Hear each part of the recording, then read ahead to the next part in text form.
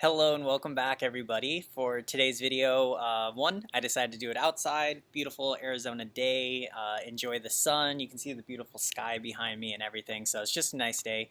So feel very blessed for that. My day has started very blessed and I just had an inspiration for a topic and I was just discussing it with others. And the topic is the Lord's Prayer.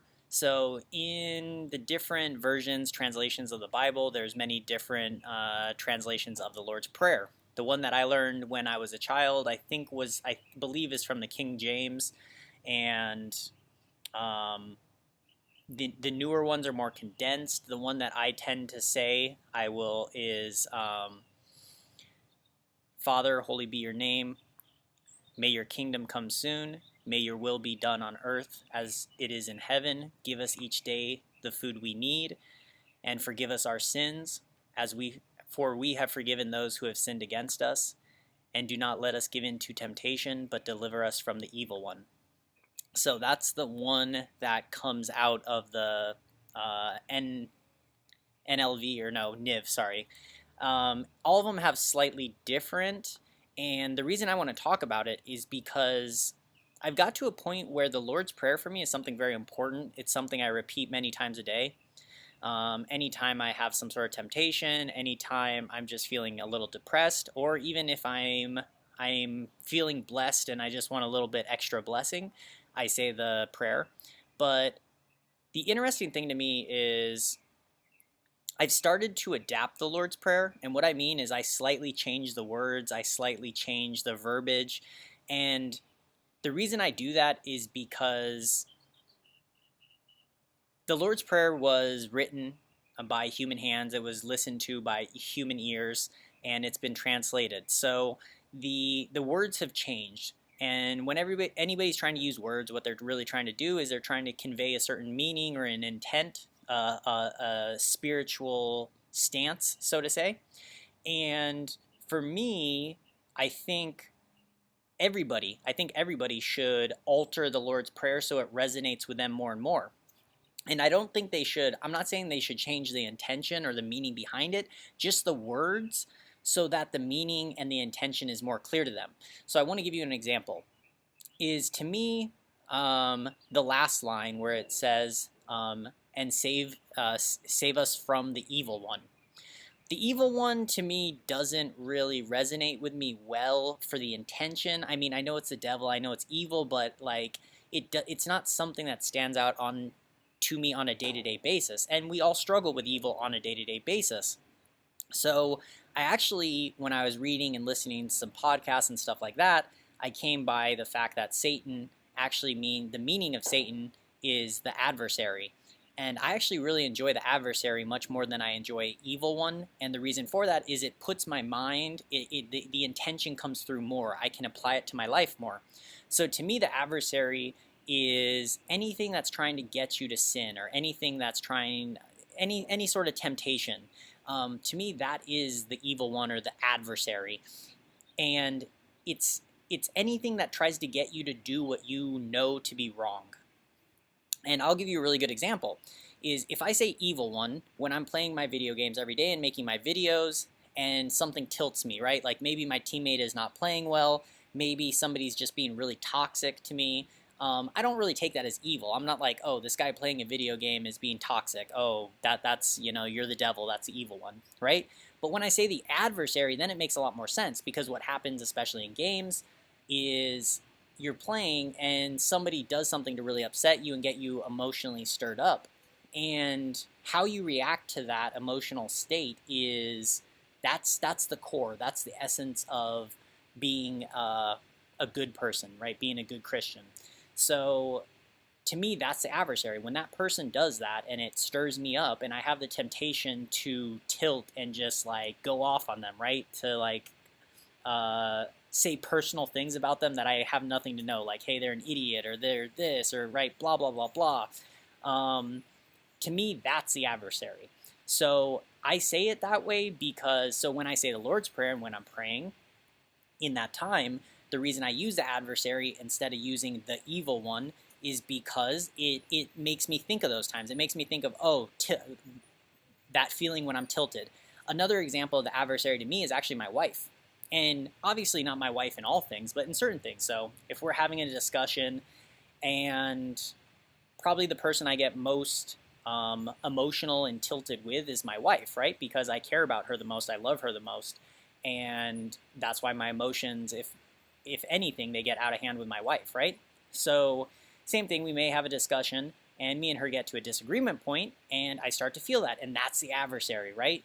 Also, if there's anybody that's going to make me give in to temptations, things that I know God doesn't want me to do, right? Like, I know God doesn't want me to be greedy. I know God doesn't want me to lie. But if there's any time that I may want to be greedy for money or anything like that, then it's for my wife, right? I might want to, I want to get my wife something a little nicer, so I decide to be greedy. Maybe I want to take my wife to a special dinner or something like that, so maybe I lie a little bit to get a reservation. That type of a thing, right? So those type of things to me, once again, they're not evil. If I say evil, I don't really equate them with evil, but if I say the adversary, the thing that's trying to tempt me away from the good path, then that resonates a lot stronger with me to say it that way. So hopefully those examples work out, and hopefully those examples make clear why I slowly have been adjusting the Lord's Prayer over time so that it really resonates with me, so it really gets my mentality, my soul, my heart where they need to be to fight through life. Then yeah, that's what I do. And the last topic I want to talk about in this video is I had a fundamental change in my evaluation of the process of letting God into my life. So I always thought that temptation is something you have to resist. So no matter what, I'm going to have temptations inside me, and every day I'm making choices to either give in to the temptation, or I'm making a conscious choice to resist temptation. And so in my prayers, I used to pray in the Lord's Prayer is, do not let me give in to temptation, right? And to me, that implies that temptation will always be inside me, and I will always have to resist it. So God, please don't let me give in to the temptation that will always live inside me. But yesterday I had kind of an epiphany, and I realized, you know what? I actually think what I should be praying for is to simply not have the temptation at all. So that's why I kind of changed the wording again, is detach me from temptation, right? Is, Lord, Father, please take this temptation out of my life. If I have the temptation to lie, if I have the temptation to cheat, if I have any of these temptations, just please remove them from me, right? Just make it so I never even want to lie. Make it so I never even want to cheat. And I think it sounds like a minor thing, but to me it's a really, really big difference between those two things. If you think about the end state, then it's a huge difference. So imagine you hit that point in life where you really want to hit your spiritual goal, right?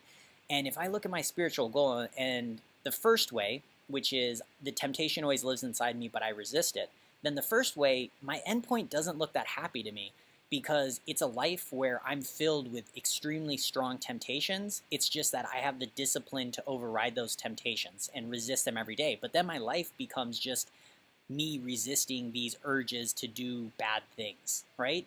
Whereas on the other hand, if you think about it the other way, the spiritual journey would be, I invite God into me so much that I no longer feel temptations. I just live a life where I don't have the temptation to do anything evil.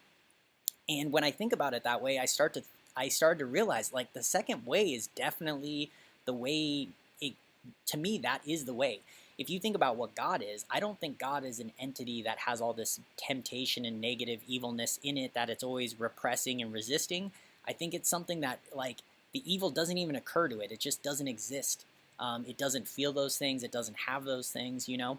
So to me, that is a much happier endpoint. I would much rather get to a point in my life where I've let God into me. And then another thing is, it makes me think about it this way, is the more you bring God inside yourself, the less space there is for temptation and evil, the adversary inside you, right? The more you let God inside yourself, the more you're protecting yourself from the adversary attacking you from the outside. So it's just like a sponge. If you soak a sponge in water and it's super dripping wet, then other liquids can't get into it. right? But if you give it a dry sponge, then other liquids can just get in there no problem. So that's kind of how I think about it. It's every day I want to invite God in.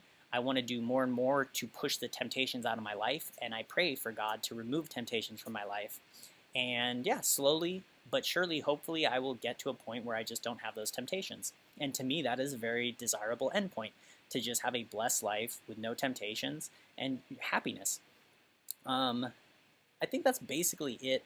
I mean, this topic is, it's still something I think about daily. I think this is the most important thing. Every time I say the Lord's Prayer, it's kind of meditation at this point, of me thinking, digesting what I read that day in the Bible, digesting life experiences I had, the blessings God has given me that day, and yeah, everything like that. But anyways, I hope you enjoy this video, and I will talk to you all tomorrow. Take care.